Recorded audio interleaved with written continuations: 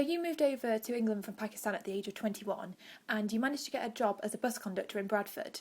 Then in 1963 you opened up a corner shop in London. How did you go from being a bus conductor to opening up a corner shop in London? Where did the idea come from?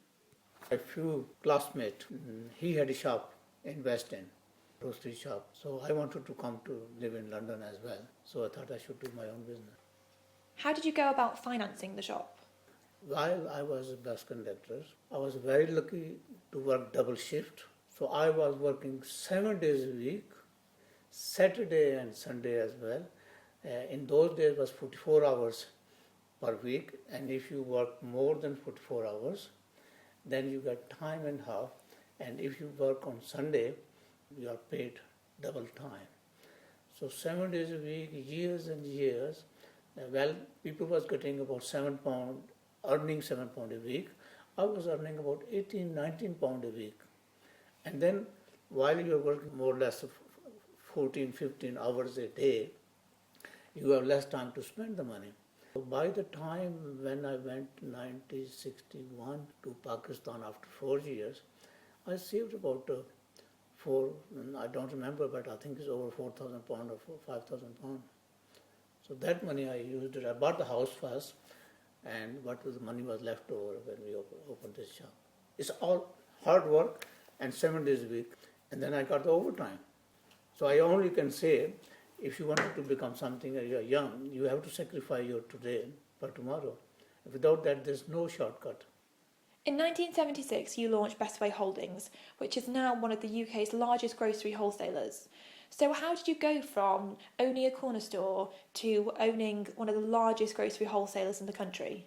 When I opened the shop in 1963, I was specializing only for Asian communities and most probably for the Muslim community. So my sale was every week was the same because the same customers comes and there was no growth. Then I realized that I'm wasting my time. Here is other communities and I'm not serving them. So in 1968, I went to High Street in South Kensington. I opened the first shop there as a convenience store. So what I was expecting in 3 month time or 6 month time, I started doing double of that in first week because there was a requirement of the time. So very soon then I opened another one in Earls Court, and there I was doing very well as well. But when a lot of old ladies, pensioners, widows, they come to the corner shops and they always said to me, Mr. Pervez, you're a very nice man, you're working hard, you are 7 days a week, whenever we need we can come here, but your prices are very high. Then I look, why my prices are high? Because I found I am buying 10% expensive than next door because I was buying from the delivered wholesalers. And delivered wholesaler have to put his margin. Then I start going to cash and carry, but there was no difference because delivered wholesaler and cash and carry more or less they were same prices. I start working myself, and at the same time, the people who are in the same shoes, small shopkeeper other than myself, they can buy from me as well. So that makes me to go into the wholesaling side of it. So then I went to wholesale side of it. And I knew the problem of small shopkeepers. So I start charging only 3.5% from my customers. In my mind that they should pass on this 6.5% to the consumers. So they can have more and more consumers, and especially the old ladies. That worked very well. So people start coming and buying from us. A lot of our competitors were saying that he will go bankrupt, he's Pakistani, and he will build the confidence with the big suppliers, and then he will go bankrupt. But after 2 years, they found I'm doing better, and I opened another one in South Hall, number 2.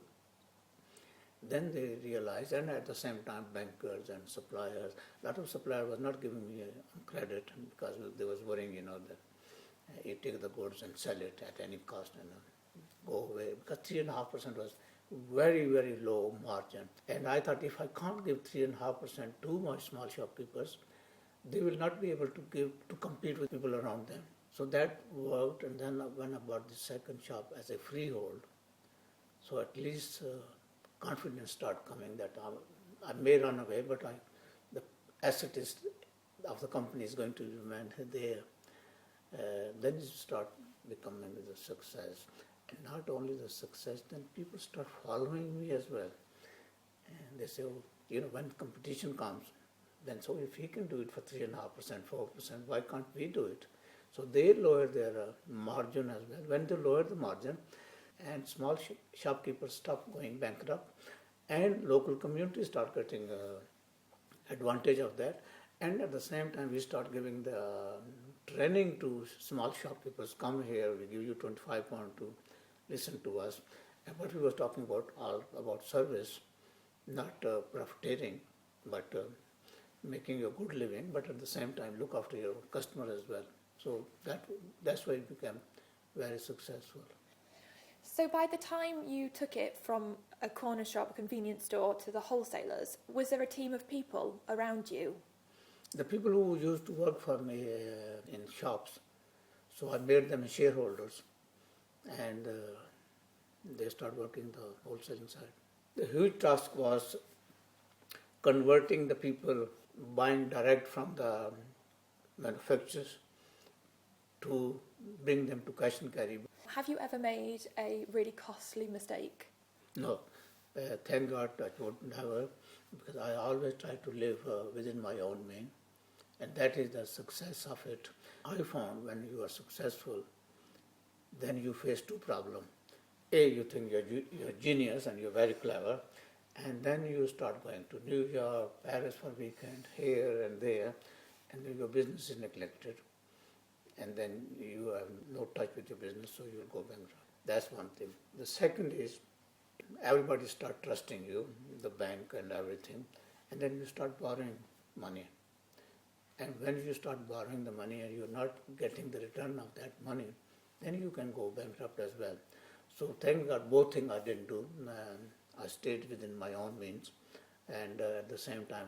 But that was what I say, at the very beginning when I worked 4.5 years as bus conductor. So my personalities developed in such a way that even, leaving the light on is a waste of energy, and why should I be?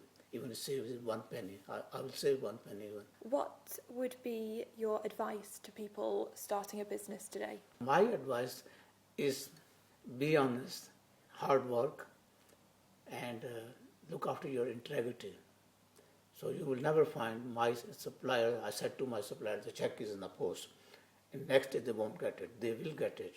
So if the money is due on the 20th, they will get it on 20th. Then we can negotiate for better terms with them. But if I say money is due on the 20th and they get it on the 30th or maybe next month on the 10th, then there's no relationship between you, because we all work for the money. And if the money is keep moving, it gets to everybody's in time, then everybody's happy and satisfied. I read that you give a lot of money to charity. Oh, yeah. Is that important to you? That was another reason. When I was born, where I was born, I have to walk 4 miles morning to primary school and come back 4 miles. Then to get a what you call O-level education, I have to leave the house to live about 30 miles away to get the education. And then I realized that education is very important. At my time, education was not that important, because everybody, more or less, you come here in England, you see English people, but they were not very much educated. I'm talking about in 56 or 57. Only was a better education than Pakistan, but it was not that great. Now, if I have to start in this stone age, I have to have the education. So I made sure, first of all, to my family, to my own children, my brother's children, my nephews, all should be well educated in good schools. And thank God, it's happened. Then I thought it's my job to give the opportunity to those people who couldn't have the resources to study. So now I'm giving a lot of help to local people, local schools, and at the same time anybody coming from Pakistan or India, wherever it is, as long as it's in the good universities and they run out of the money, we help them. At the same time, I went back to Pakistan because we have now our business is there, about 65% is in Pakistan, and we have cement factories and rice mills and bank. Then we help them as well there in educations.